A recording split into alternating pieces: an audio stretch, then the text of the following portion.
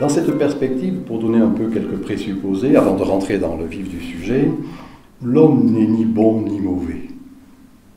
Il est l'un et l'autre. Et en même temps, quand on regarde sur la longue durée, et voilà ce qu'est pour moi mon idée obsédante. Chacun a une idée obsédante autour duquel, dans le fond, il écrit des choses. Mon idée obsédante, c'est de dire que, puisqu'il y a cette ambivalence structurelle, là c'est une structure anthropologique de l'imaginaire, eh bien, et le mot-clé, moi, qui m'a toujours inspiré, c'est cette idée de ruse. On ruse. Il y a de la duplicité.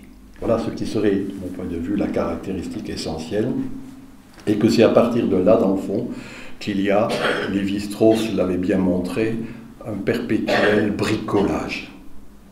Ce qui restera de tous mes livres, c'est peut-être deux mots très simples. Le rapport qui existe entre le pouvoir et la puissance. Il y a une puissance de base, en effet, pour moi populaire. Et quand ça marche bien, eh bien, cette puissance de base s'ajuste avec les pouvoirs, qu'ils soient économiques, politiques, symboliques. C'est vrai que Internet a révolutionné. Les mots que vous indiquez, il bouleverse les repères, il abolit les frontières. Et on peut retrouver en effet cela régulièrement. Chaque 3-4 siècles, il y a quelque chose de cet ordre qui est en jeu. Et quand cela se passe, il n'y a plus simplement une grande utopie. Bon, ma proposition, et c'est ce qui est en jeu, à mon sens, dans les réseaux sociaux, c'est des utopies interstitielles. On niche dans ces petites utopies. Et donc, dans le fond, c'est si on repère ces utopies interstitielles qu'on peut saisir comment va s'établir ce rapport que je viens de dire entre le pouvoir et la puissance. Alors, en quelques points, si vous voulez, nous sommes dans un moment apolaire. Il n'y a plus la centralité qui a constitué la modernité, en effet. Et de diverses manières, il y a des multiplicités de pôles, on a du mal à le gérer. Cette mosaïque fait peur. En même temps, ce qu'il est important d'avoir à l'esprit, je le dirai dans un instant, cette structure apolaire fait que le lointain devient proche. Télos. Téléphone, télé ceci, télé cela, c'est le télos, c'est le lointain. Et il se trouve que ce télos se proche. Et à ce moment-là, il y a révolution. Mais je rends attentif au fait, j'aime beaucoup les étymologies, que le mot révolution, revolvere, c'est souvent voir revenir quelque chose que dans notre progressisme bené, on avait cru dépasser. Et dans cette perspective, je vous prie de m'excuser, mais je considère que certains mots ne sont plus des mots pertinents. Démocratie en est un, liberté en est un autre, et tout à l'avenant. Et que dans ce moment-là, il faut arriver, en quelque sorte, à repérer ce qui est en jeu, et à trouver des mots qui soient en pertinence avec ce qui est vécu.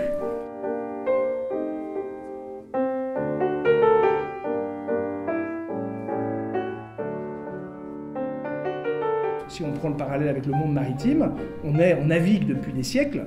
Il a fallu attendre 1982 pour avoir la convention de Montego Bay où on s'est dit, tiens, on va organiser le droit de la mer.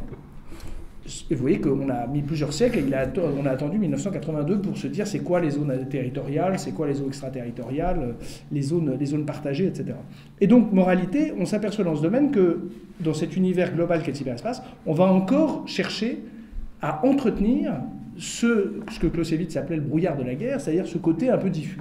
En fait, j'ai l'intime conviction que les États n'ont aucun intérêt fondamental à une classification, à une clarification.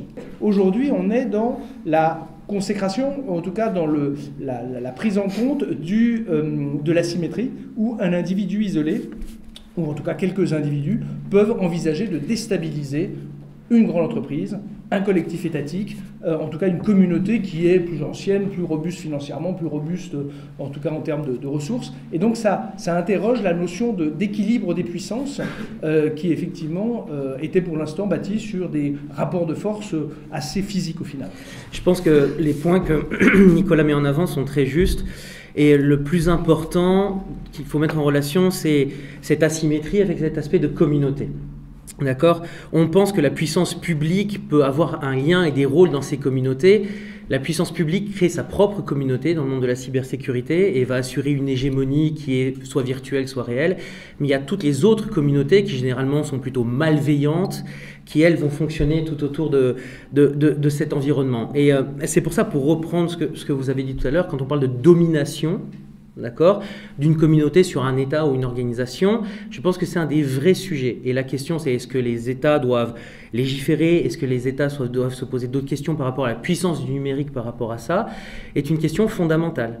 Je suis 100% aligné avec toi sur le fait qu'on n'a pas avancé d'iota, et tout ce que Nicolas expliquait, ça ne nous rajeunit pas, parce qu'on a connu les prémices de ça, et on arrive en 2017 avec un acte d'avancement qui est le même. Et je pense que la problématique du cyberespace qui n'a aucune frontière, à part celle liée aux devoirs, aux obligations et aux prospects économiques des organisations et des États, n'a pas non plus bougé si foncièrement que ça.